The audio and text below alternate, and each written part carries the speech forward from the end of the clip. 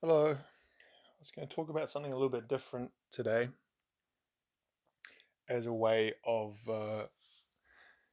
illustrating another point I was trying to make in a previous video. So I have here the uh, the parts of my Cure collection. So it's not that extensive, only 4 albums at this stage. So two of those I got today, these two here. But just briefly, so these are all new. None of these are secondhand.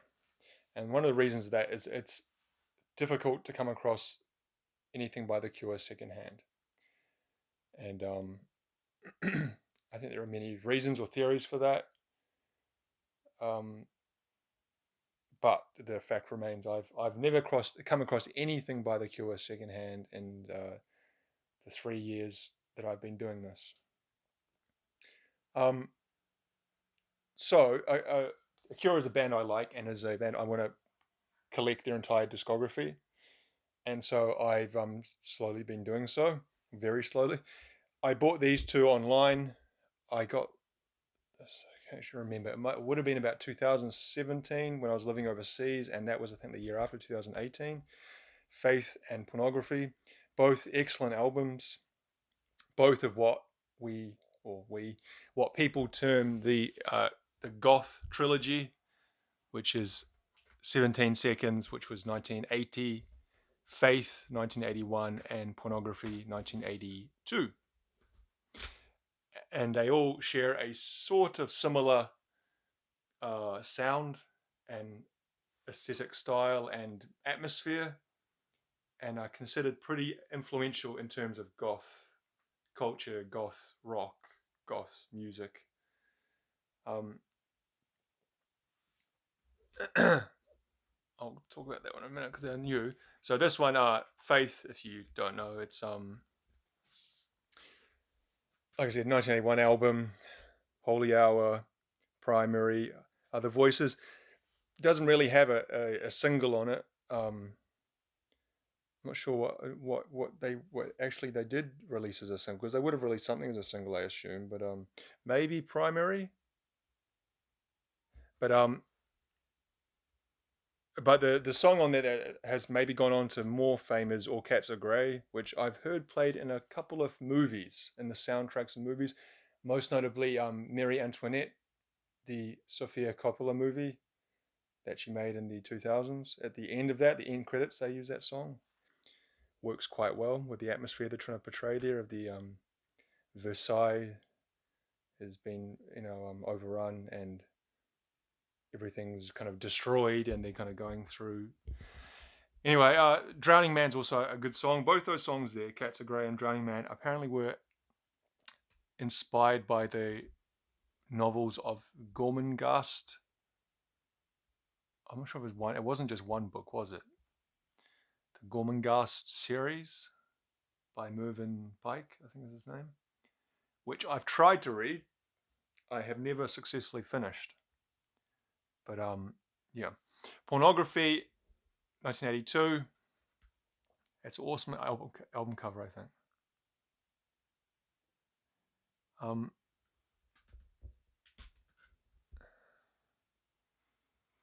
Again, didn't have. I'm not sure what they would consider the single from this. If it was Siamese Twins or the Hanging Garden, maybe, I'm not sure. Um, but this is a great album. It's kind of, you can tell that it's the. I don't know how much further they could have gone with that sound, with the goth sound that they were going for. And it seems like that album is a good end point for that, because I'm not sure I can explain this well, but the sound of it, it's yeah. Actually, I'm not gonna I'm not gonna try and explain it. I get tongue tied when I kind of try to go too in depth into kind of ideas of sound or how they would progress and things like that. But two very good albums, two excellent albums. Both these are new. I bought these online, and I would guess I got them online from Amazon, sent to Korea, South Korea, and I would guess they would have been about, with shipping, $15 to $20 each.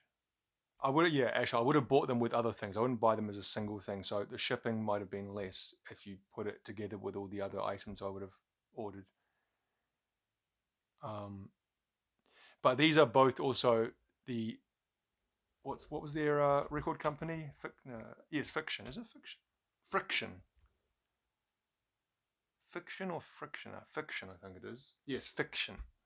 These are both the Fiction reissues that they did in the mid 2000s, 2004, 2005. They reissued a lot of the Fiction albums, those early albums, with a special edition with two CDs sometimes, and then also as a just a single CD of the original track listing. You know, not without all the bonus bits and pieces on it.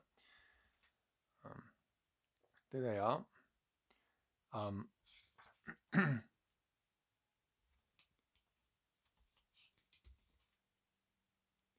so of course, yeah,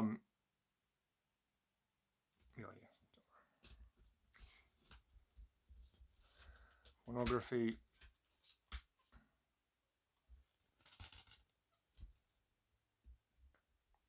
It's hard to get out. Very, very goth. Looks like they're wearing masks there.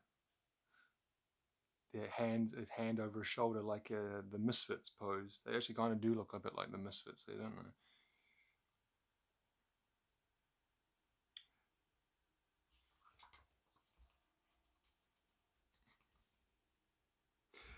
So today I went into the city because I don't actually typically go into the city unless I'm working, which that's where I work. But on my days off, but my wife and son were going to go to the city to meet one of her friends. So I thought, well, I'll give you guys a ride over, and while I'm over there, I'll go quickly look in a couple of record stores because one of the big record stores in my city that sells new and used recently moved down the hill to a new premises and premises.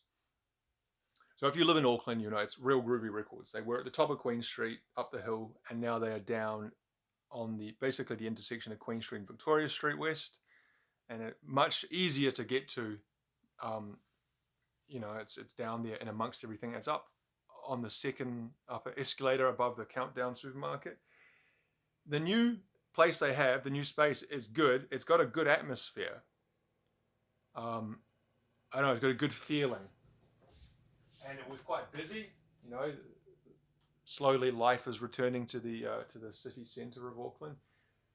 But I was kind of disappointed, though I shouldn't have been, because I wasn't as though they were completely restocking with anything. But if anything, vinyl has taken over the store even more so, and that CDs have been relegated to kind of the edges, and a pretty piss poor selection, really. Um, so I was looking for a few things, but nothing. I looked at, you know, I always look at the kind of the sales CDs to see anything, and there was basically nothing there, and the prices were more than they needed to be, I feel. Then the normal CD selection, which is a mix of new and used, and there was a couple of things. There was a Bathory album, Bloodfire Death, but that was a bit expensive. Didn't want to pay the price that they had there, and I looked at the soundtracks. There was really nothing. I think that Batman Begins, the Hans Zimmer score soundtrack, and I kind of was umming and ahhing on that, but I thought I'd maybe not buy that because that's the kind of thing I might be able to find in a second-hand thing much cheaper. But there was really nothing there, and I kind of looked at everything within 15 minutes. You know, I used to spend hours in that shop looking at through their things, but it's just such. And I get that. I talked about this in a previous video. I understand that CDs are slowly being supplanted by vinyl, not even slowly, really. And the floor space of that new shop shows that it's about 80% dedicated to vinyl and other things, and maybe 20% to CDs. So I was going to give up, but then I thought I'll go look at another place downtown, and that's store. If you live in Auckland, you might know it's called Marbex. Marbex is in Queens Arcade, and I have kind of I don't know, a love hate relationship with Marbex. Maybe not love hate. That's not right. It's been there for years. I think it was founded in the 1930s. Marbex Records. So that's cool that it has that history and they're still going. They're one of the few music stores still going. But again, I do find something they actually have. I'd say now they have certainly a better. It's a new music store. They're not a used music store. So I should point that out. But they have a better selection of CDs than Real Groovy, and I never thought I'd see the day where that was true. It's a lot better organized, and it's just you can find some things that are okay prices, but also some things that are just again overpriced, and that I just don't understand where they're getting the prices from. But these two things I picked up from Marbex. And I've been shopping at Marbex since I was a kid, since I was a teenager. And I just remember just going there on Saturdays and it would be absolutely packed. Absolutely ram packed. I remember buying the Red Hot Chili Peppers One Hot Minute album there. And I got a free poster. And lots of other things through the years. Um, but I picked up these two. You can see they're still wrapped in plastic. Cure, Three Imaginary Boys, and Cure 17 Seconds, their first two albums. So I now have their first four albums in succession. And like I said, I'm trying to build the whole collection. I'm not in a hurry. As I find things that are not too expensive, I'll pick them up. These were $15 each, new, 15. And there was a deal. I could have picked up another Cure album. They didn't have everything, but I think they had some of the compilations, like Staring at the Sea singles, and I think they had a later album like Blood Flowers and you could have got three for 40. So one for 15, or three of them for 40. So you would have got what's that, a $5 discount? Is that right? Yes. Which would have meant they were what, 12? I'm not doing the maths. So I just got two for 30 in the end. But I think that's an okay price. $15 for a new CD. That's not bad. And when I say new, it's not a new release, but it's as in it's not used. It's a reissuing from the 1980s. But for a non-used CD, I think that's okay. And as I was leaving, maybe if you watched the video yesterday, I was talking about the prices of vinyl. As I was leaving, I looked at some of the vinyl on the window, and they had Soundgarden and Bad Motorfinger, one of my favorite albums, and I saw it was $45, which actually still a ridiculous price, but actually $45 is less than most vinyl. And I thought, oh, okay, that's not that bad. But then I was looking at they had some other stuff in the window, and going up 70, 80, there was some over 100. And then I thought, when I got home, I thought, I wonder how much, if I'd bought these two on vinyl, how much they would have been. So I searched on the Marbex website, and I'll show you the results I got. So there is the CD I got. Below that, $60. I'm sure if you can, it's not focusing. Three Imaginary Boys, $60 for the LP. 15, which I got for the CD. I think it's the same thing for 17 Seconds. They've got I think that's a special edition. Anyway, the CD is 15. There's two vinyl options, 50, 55. So what I'm saying is that if I'd bought these two on vinyl, I would be paying over $100 for both of them. 100 and something dollars. On CD, I'm paying $30. That, if anything, could kind of illustrate my point better, or well, it's that. And even more than that, if I went out and got Bad Motorfinger on CD, which I already have somewhere, but if I did that, there it is. Oh, is that it?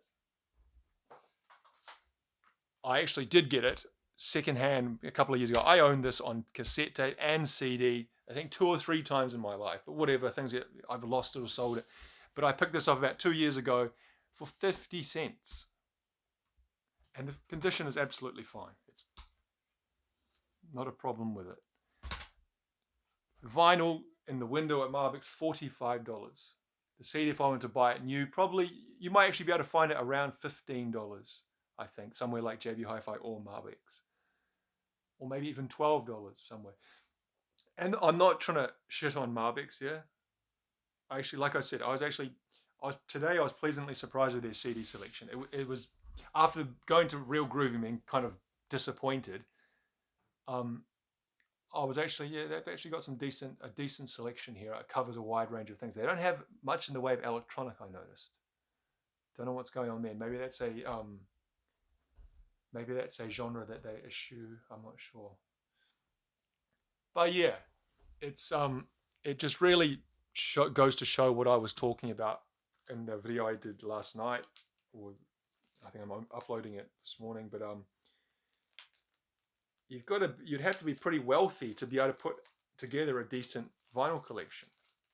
If you're spending $100 and something on two pieces versus $30 on two pieces, and the thing is that I could go and find a lot of the CDs on secondhand shops relatively easy. I could not go into a secondhand shop and find a secondhand Soundgarden CD.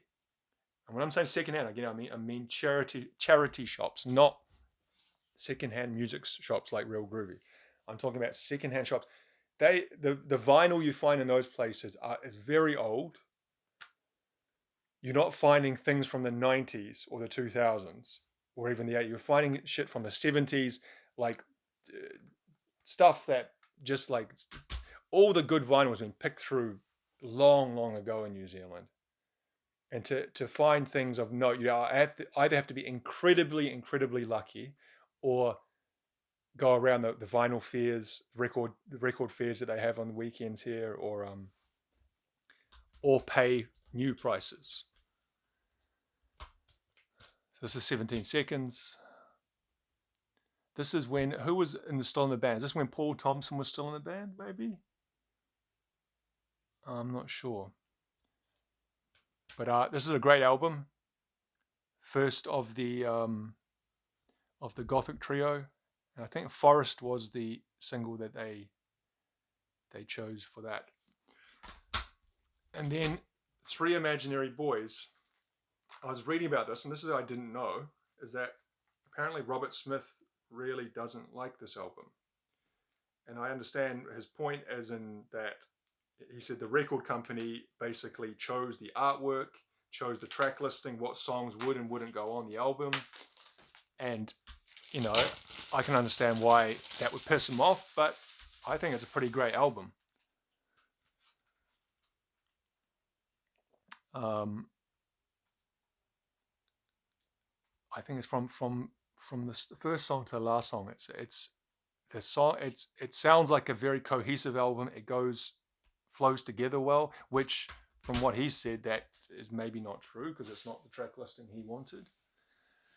But yeah, so there you have, and I didn't really talk about the Cure there, but that wasn't really the point of this video. Maybe one day I'll make a proper Cure once I get more of their discography into my collection. I'll do a full Cure collection video. But I was just trying to talk about maybe the state of buying music, physical music in my country, my city, and the price differences, and why I still don't think buying vinyl for me would be wouldn't even be possible, even if I wanted to do it. There are a couple of other music stores, but not many. In the city, there's something I think called Southbound Records. Again, it's like 90% vinyl.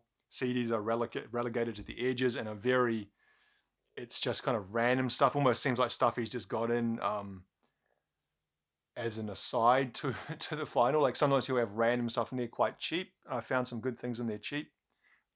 And then there's Flying In Records, which is up on Pitt Street off K Road. same thing. They've got a CD collection down the back in the corner, and I found some good secondhand stuff there. But I think they don't do secondhand CDs anymore. Last time I went there, everything was new. Um, Off the top of my head, I can't even think of any other music stores. There used to be a place out in West Auckland in New Lynn called Alien Records, and I'm not sure if that's still going.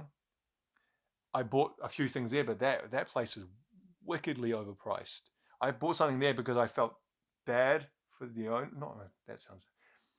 I think I've said before about I feeling obligated when walking into a shop when there's no one else in there. I feel like I have to buy something, and I bought a Cat Power CD there.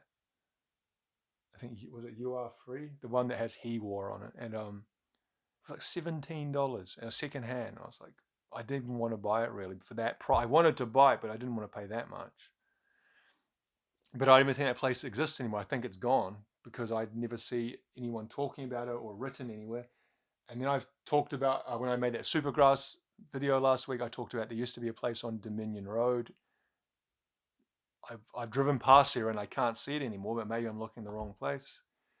If you're a New Zealander and you know any other physical music stores in Auckland, then let me know because I can't think of any others beyond those 5 or 6, which is pretty sad. Actually, there might be some like DJ stores like that cater for vinyl for DJs, like like techno and I mean actual club DJs. They sell turntables and they sell that like imported vinyl from Europe, and there used to be places like that, but I'm not sure they exist. Actually, up on K Road there might be somewhere. But anyway, okay. Well, that was it. The Cure. Thank you for watching.